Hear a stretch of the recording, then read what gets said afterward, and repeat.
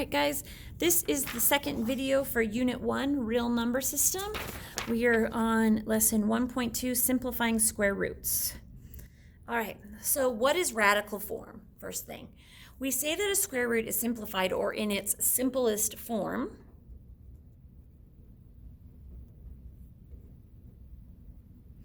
when the radicand, which is the number under the radical sign, has no square factors and is not written as a decimal. Okay, so we don't want a decimal answer when we do these, so it's going to be a non-perfect square, so it's going to be something like radical 7 or square root of 7 or something like that.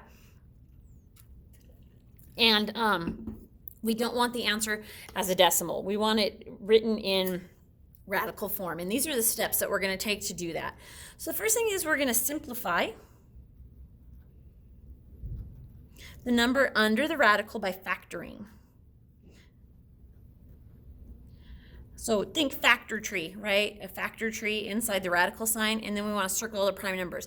There's one thing though that you want to do is sometimes we don't want to factor them all the way down. Sometimes if we get to one of those perfect square numbers that we know off the top of our head, 4, 9,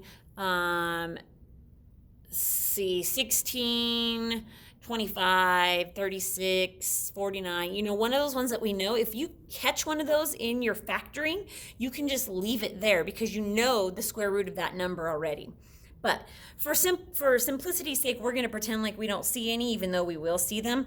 And we're going to do that. We're going to factor this all the way down to its prime factorization. Okay, so one way we can get to, there's lots of different ways we can two numbers we can multiply together to get 200.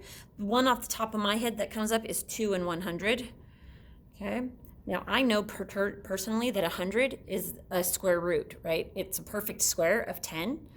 So, but I'm going to pretend like I don't know. So I'm going to circle 2 because it's a prime number.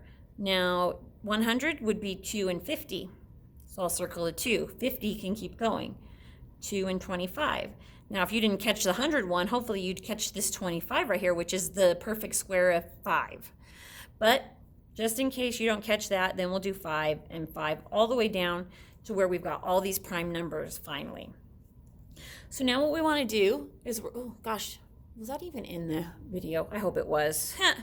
We're going to rewrite under the square root sign all the circled numbers, and it helps to combine like terms. So I don't want to do 5, 2, 5, 2, 2. I want to put all my 2's together, all my 5's together.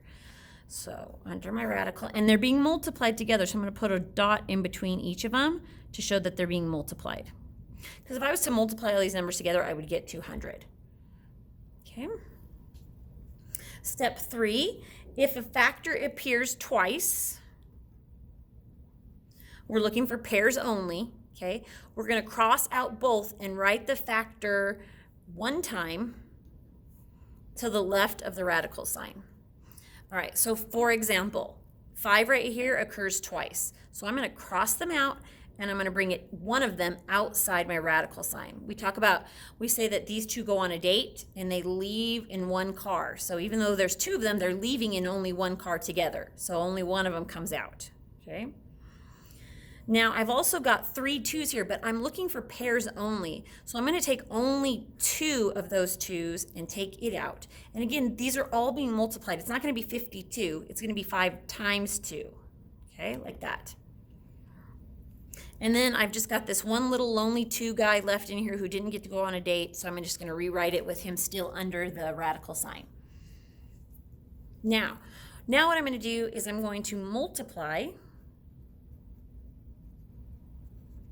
the numbers outside the radical if there are more than 1. So in our case, there's more than 1. So we're going to multiply these 2 numbers together. So what we get is 10.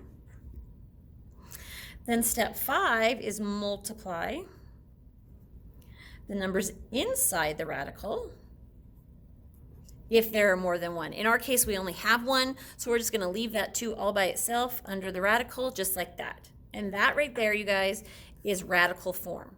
Okay? It still has that square root in it. There's no decimals, but it's as simple as it'll get. Okay?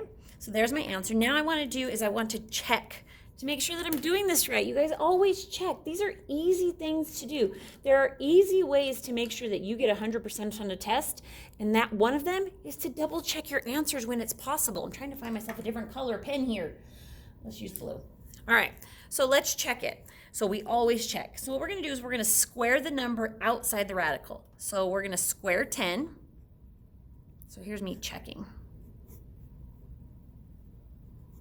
Okay, I'm going to square 10, which gives me 100.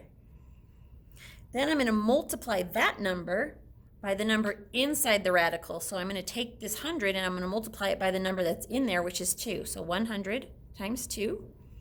And then this should equal the original number in the square root. So 100 times 2 gives me 200, and that's the number that was originally in there. If it didn't equal them, then you would have done something wrong somewhere. But since 200 and 200 are the same, we've done it correctly. Nice job. Okay. All right, right here. Do you guys see this, by the way? By the way, your calculator will give you the simplest form of a square root. To convert it to a decimal, if for some reason you do need it, so it's going to put your answers in radical form. But if for some reason you needed it in a decimal, you want to use the key that looks like this. That's horrible. But watch, let me show you. Okay, so let's clear this out. Oh my goodness. Clear this all out. We want to know the square root, oops, I hit something wrong, square root of 200. So see how it gave me my answer already in radical form?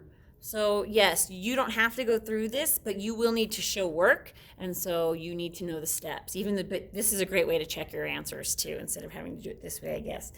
If I needed this as a decimal though, I would just click this key right here. This is what we call the best friend key, and it puts it in a decimal form for you. Okay. Our last calculators would give you the answers in decimals and not give you the radical form. So you guys are lucky that we got new calculators halfway through last year.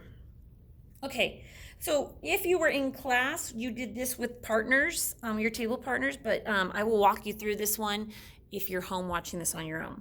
So with partners, we want to estimate square roots. We want to estimate the value of the square root of 46 without using a calculator and place it on the number line. Okay, so in order to do this, we need to know our common squares of these numbers 1 through 10.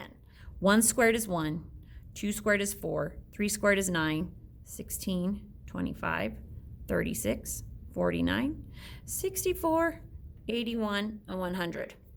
Okay, now that I know their square roots, I can see where the square root of 46 is going to fall. So I'm looking for 46 on the number line, but I'm looking down here. So 46 falls between 36 and 49 somewhere. So the square root of 46 is going to be somewhere between 6 and 7. Now, if you look, 46 is a lot closer to 49 than it is 36. So if I was putting this on the number line, I would put it somewhere near 7, and then I would write it like this. Okay. Now, you can double check your answer. This is why you would need to be able to put it into a decimal form. Oops. Gosh darn it. Clear. Second, 46. Now, I don't want that form. I want decimal form. So you can see it's 6 point, like if I was to round that, 6.8. So 6.8 is really close to 7, and that's a perfect spot for it on the number line. Okay, but you need to be able to estimate them. You don't have to be exact, but you need to be able to estimate them on a number line without a calculator. Okay. So now, if you were in class, we did these with table partners, and then you had to do this one and this one on your own. But since you're at home, or if you're at home, you need to do this whole page by yourself, and then make sure you bring it up to me so that I can check it and make sure that you did it and mark you off for the notes. All right, thanks guys, have a great day.